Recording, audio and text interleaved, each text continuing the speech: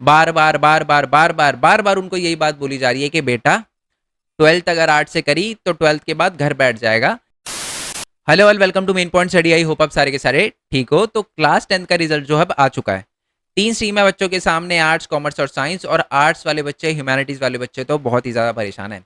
बार बार बार बार बार बार बार बार उनको यही बात बोली जा रही है कि बेटा ट्वेल्थ अगर आर्ट से करी तो ट्वेल्थ के बाद घर बैठ जाएगा, या अगर ट्वेल्थ के बाद ग्रेजुएशन भी आर्ट से करी तो कंफर्म ही घर बैठ जाएगा। ये बात उनको बोली जा रही है। मतलब सीधा सीधा उसको ये बोला जा रहा है कि आर्ट्स का तो कोई स्कोप ही नहीं होता। ठीक है। तो पहले तो मैं ये बता दूं कि हाँ, ये बात सही है कि मैं आर्ट्स वाले बच्चों को पढ़ाता हूँ, बट इसका मतलब ये नहीं है कि आपको कोई झूठी इन्फॉर्मेशन दूं या गलत इन्फॉर्मेशन दूं। बिल्कुल सीधा सीधा बताऊंगा आपको कि आर्ट्स का स्कोप होता है नहीं होता। इसमें थोड़ी बहुत सच्चाई भी है। ठीक है। अब ये मैंने बोल दिया कि थोड़ी बहुत सच्चाई है, तो इसको कंसिडर करके आप मतलब ऐसा मत कर लेना कि हाँ जी अब आर्ट्स नहीं चाहिए। सुनना पूरी बात, पूरी वीडियो देखना। थोड़ी चुभने वाली बात भी करूंगा मैं। ठीक है। चलो, ये तो हो गया क्लियर। अब एक बात और बता दूं कि अगर मान लो अपने दिमाग में आपने पहले से सेट कर लिया कि जी आर्ट्स ही लेनी है, बहुत अच्छी बात है। नीचे डिस्क्रिप्शन में एक वीडियो दे रखी है, वो देखना मत भूलना। बेसिकली उसमें मैंने बताया कि आर्ट्स वाले बच्चे क्या क्या गलतियां करते हैं, जिसकी वजह से 11 12 तो बहुत छोटी बात है, अपने करियर में बहुत बड़ा सेटबैक देखने के लिए मिलता है। तो वो वीडियो देखना मत भूलना। ठीक है। चलो, अब है ना, सबसे पहला तो दिक्कत पता है क्या है, मैं बताता हूँ। एक है साइंस वाले बच्चे, कॉमर्स वाले बच्चे और एक आर्ट्स वाले बच्चे। ठीक है। आपने ना लोगों को ये बोलते हुए पक्का सुना होगा कि जी आर्ट्स का तो कोई स्कोप ही नहीं होता, आर्ट्स के बाद तो बंदा घर बैठ जाएगा, मतलब अनएम्प्लॉयड हो जाता है, उसको तो कोई काम ही नहीं मिलता। है ना, ये सुनना होगा आपने बोलते हुए जरूर कि ट्वेल्थ अगर आर्ट्स से करी तो आर्ट्स के बाद बंदा अनएम्प्लॉयड हो जाता है ट्वेल्थ के बाद। है ना। तो मेरा है ना सिंपल सा उन लोगों से सीधा सीधा सवाल है। ठीक है। और यहाँ पर मैं किसी की डिसरिस्पेक्ट नहीं कर रहा, बट आपको समझाने के लिए बता रहा हूँ। क्या आपने साइंस का हर बंदा डॉक्टर बनते हुए देखा है? क्या आपने साइंस का हर बंदा आईआईटी से जो है वो इंजीनियरिंग करते हुए देखा है? क्या ऐसा है क्या? क्या कॉमर्स वाला हर बच्चा सीए बनता है? ऐसा है क्या? क्या आर्ट्स वाला हर बच्चा फिर आईपीएस आईएएस बनेगा क्या? नहीं ना। तो इसमें देखो, तीन जो स्ट्रीम है ना हमारी, आर्ट्स, कॉमर्स और साइंस, तीनों ही बढ़िया है, तीनों ही आपको आगे लेकर जाएगी। बट दिक्कत यह है कि आप उस स्ट्रीम के साथ आगे बढ़ोगे नहीं बढ़ोगे। है ना। सारी स्ट्रीम अच्छी है, बट अगर कोई बच्चा नहीं बढ़ पाता आगे, अगर वो अच्छे से नहीं पढ़ता, तो किसकी गलती है आप बताओ? स्ट्रीम की गलती? बिल्कुल भी नहीं ना। अगर मान लो लेट्स एज्यूम मैं साइंस लेता हूँ, ठीक है, मैं किसी वजह से मतलब अच्छे से नहीं आ पाता, मेरा स्कोर वगैरह नहीं आ पाता और मैं किसी वजह से डॉक्टर नहीं बन पाता, तो क्या मैं साइंस को ब्लेम करूंगा? आपने कभी किसी साइंस वाले बच्चों को ब्लेम करते हुए नहीं देखा होगा, यार साइंस खराब है क्योंकि यार मैं डॉक्टर नहीं बन पाया, ये बोलते हुए नहीं देखा होगा आपने। आपने कॉमर्स वाले बच्चों को भी ये बोलते हुए नहीं देखा होगा, यार मैंने कॉमर्स ली थी और मैं सीए नहीं बन पाया तो कॉमर्स खराब है। हमारे आर्ट्स वाले बंदे बड़ा जल्दी बोल देते हैं कि यार मैंने आर्ट्स ली थी और देखो मैं गवर्नमेंट जॉब की एग्जाम क्लियर नहीं कर पा रहा। है ना। मैं इस ये अभी जो मैंने बात बोली ना गवर्नमेंट जॉब की, इसके बारे में बहुत इंपॉर्टेंट बात बताऊंगा, जो मैंने नीचे डिस्क्रिप्शन में वीडियो दी है ना, उस पर भी डिस्कस करिए बात। ठीक है। तो मेरे कहने का मतलब है कि स्ट्रीम का कोई लेना देना नहीं है। ठीक है। स्कोप से, बेसिकली बच्चे से लेना देना है। ठीक है। पता है आर्ट्स, पता है देखो मैं आपको बताता हूँ, आर्ट्स वाले बच्चे क्या माइंडसेट लेके आर्ट्स लेते हैं। वो ये सोचते हैं कि देखो साइंस होगी नहीं, कॉमर्स भी मैथ्स वगैरह होती है, अकाउंटेंसी वो नहीं होगी, आर्ट्स लेते हैं, आर्ट्स बहुत ईजी है और होती भी ईजी है, और यही उसकी सबसे बड़ी दिक्कत भी है।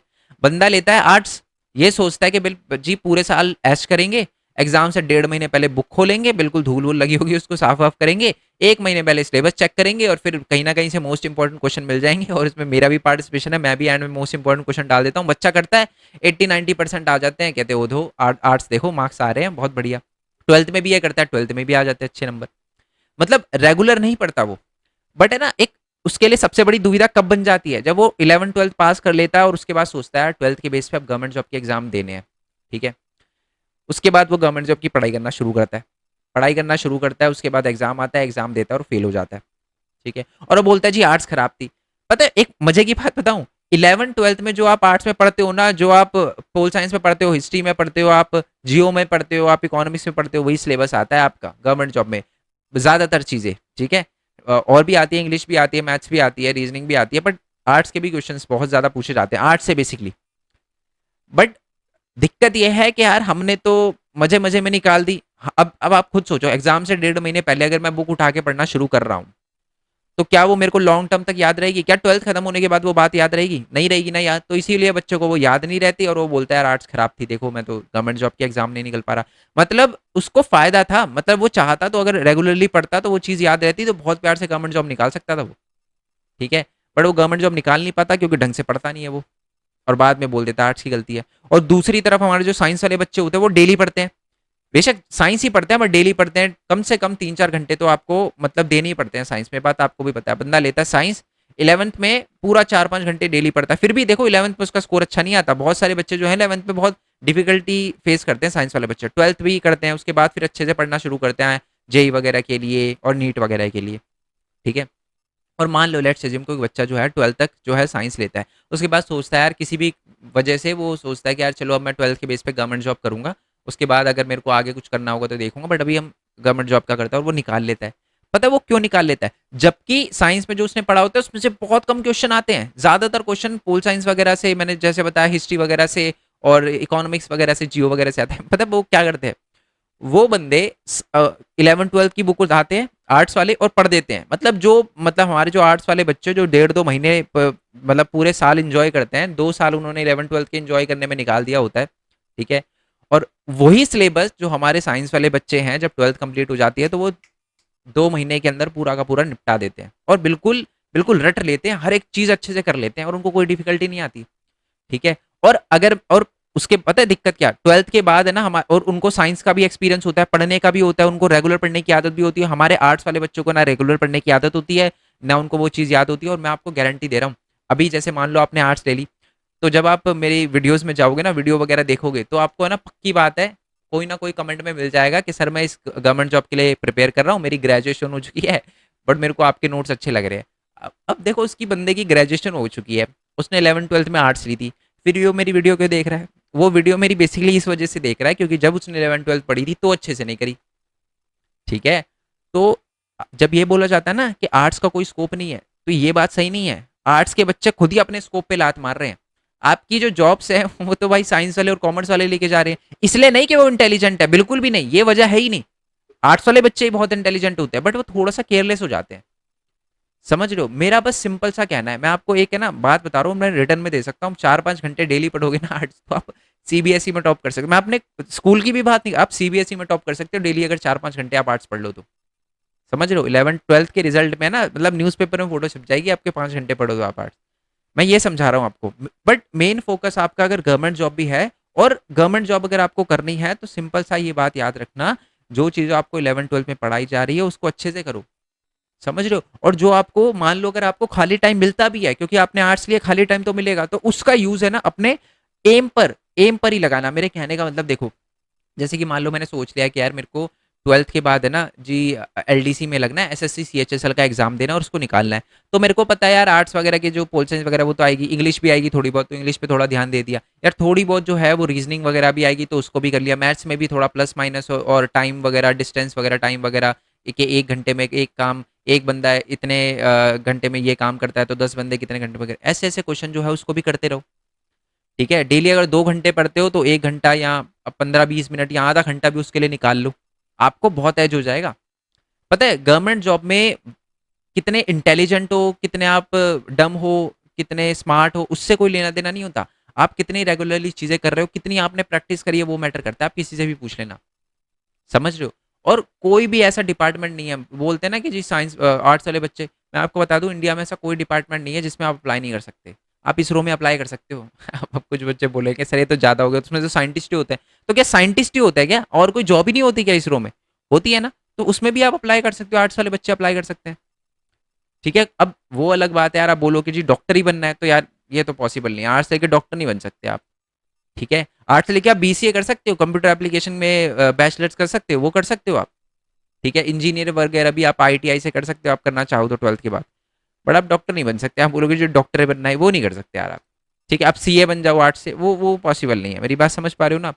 तो इसी वजह से मैं बोल रहा हूँ कि आर्ट्स वाले बच्चे जो हैं, जब आप आर्ट्स लेते हैं तो आपको सबसे ज्यादा फायदा है गवर्नमेंट जॉब में, सबसे ज्यादा फायदा, बट उसको आप लात मत मारो।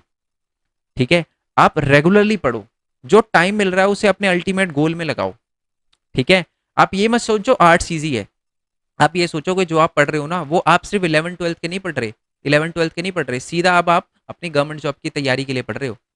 देखो अब जो है अगर आपको कॉलेज में एडमिशन लेना भी होता है ना, तो पता क्या होता है, अब है ना मार्क्स इतने इंपॉर्टेंट नहीं है, 11th 12th के मार्क्स अब इतने ज्यादा इंपॉर्टेंट नहीं है, क्योंकि दिल्ली यूनिवर्सिटी में पहले मार्क्स दिखा के एडमिशन होता था, अब तो वहां पर भी एंट्रेंस हो गया, और एंट्रेंस में भी वही सिलेबस आएगा जो आपने 11th 12th में पढ़ा है।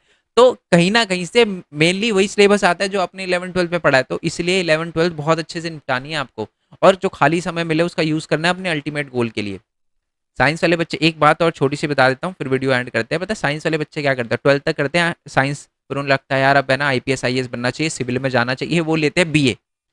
ठीक है, दिल्ली यूनिवर्सिटी के किसी भी कॉलेज में चले जाना, आर्ट्स वाले मतलब जो बीए वाला कोर्स है ना, मतलब आर्ट्स वाले बच्चों का बनता है बीए लेना, बट साइंस वाले बच्चे बीए लेते हैं। आपको आप जाओगे ना वहाँ पर पूछोगे ना कितने बच्चों के पास साइंस 11 12 में, बहुत सारे बच्चे हाथ खड़ा कर देंगे। उनसे पूछोगे क्यों, मतलब चेंज क्यों कर लिया यार, तू तो साइंस वाला था, साइंस लेनी चाहिए थी, है ना, कोई जूलॉजी या बॉटनी ऑनर्स करनी चाहिए थी तेरे को, बीएससी वगैरह करनी चाहिए थी, यहाँ क्यों घुस गया तो वो यही कहेगा कि यार मेरे को टाइम चाहिए अपने सीजीएल वगैरह या मेरे को यूपीएससी वगैरह निकालने के लिए, तो इसलिए मेरे को अच्छा खासा टाइम वगैरह चाहिए, और टाइम वगैरह चाहिए इसी वजह से मैंने आर्ट्स ली या बीए वगैरह ली, क्योंकि इसमें मेरे को टाइम बहुत मिलता है। तो यही तो है आर्ट्स का सबसे बड़ा फायदा, यही तो है, जिसे टाइम बहुत मिलता है।